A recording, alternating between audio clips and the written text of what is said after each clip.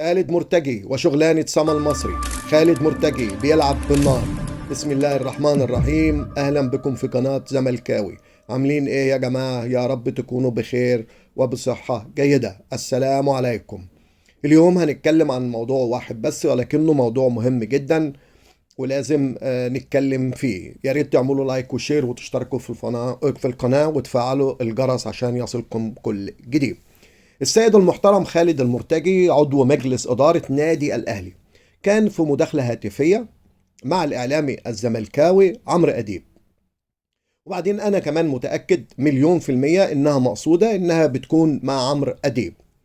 وكان بيوجد ما بينهم تصريحات كتيرة، ولكن لما الكلام راح على كهربا قال إيه لعمرو أديب؟ شفت يا عمرو كورة كهربا في ماتش الترجي؟ شفت كهربا حطها صح ازاي؟ طبعا دي فيها إشارة إلى هتافات، أقل ما يقال عنها هتافات بذيئة من جماهير الأهلي مع محمود كهربا اللي رددها كهربا في ماتش القمة اللي فات.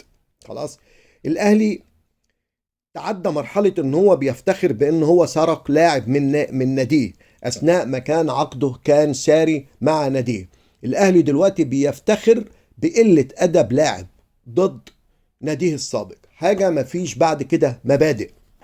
وبعدين نرجع ونقول ليه الشباب اللي عندهم 14 و15 و16 سنة و17 و24 سنة هم ليه متعصبين كده؟ ليه؟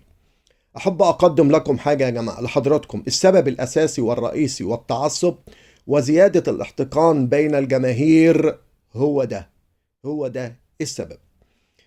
مجلس إدارة الزمالك رد على خالد مرتجي.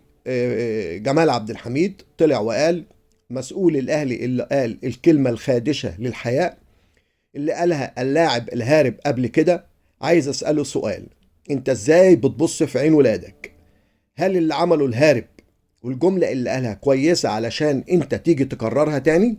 صالح سليم لو عايش ما كانش سمح بحاجة زي دي تحصل ابدا، وكان هو اللي خد القرار ضد اللعب. احنا عندنا مبادئ حقيقية مش مزيفة.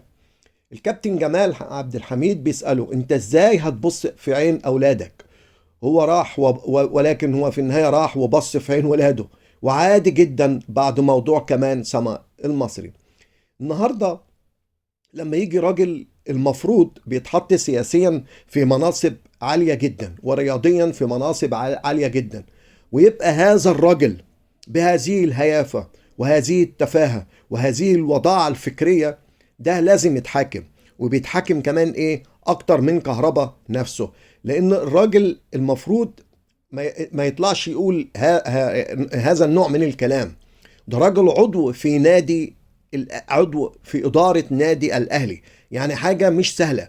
إزاي يطلع يقول لفظ كده في التلفزيون ومع عمرو أديب؟ بصراحة الموضوع بقى يعني حاجة بصراحة سيئة جدا. أنا بشوف كمان إن التعصب بيبدأ من هؤلاء، لأن لو ده كان راجل بيحترم كلامه وبيحترم يقول إيه في التلفزيون ما كانش طلع قال الكلام ده. وبعد كده يسألوك يقول لك إيه؟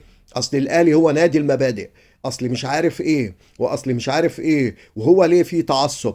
والاولاد اللي هم 16 و17 سنه و25 سنه وكل ليه في تعصب؟ التعصب ما بيجيش الا من خلال هذه الالفاظ، لان الشباب بياخد هذه الالفاظ وبيبدا هو كمان يستخدمها بعد كده، وبيبدا يتنمر بيها وبيبدا يقول كلام خارج عن الحدود. الف شكر يا جماعه، واتمنى انكم تعملوا لايك.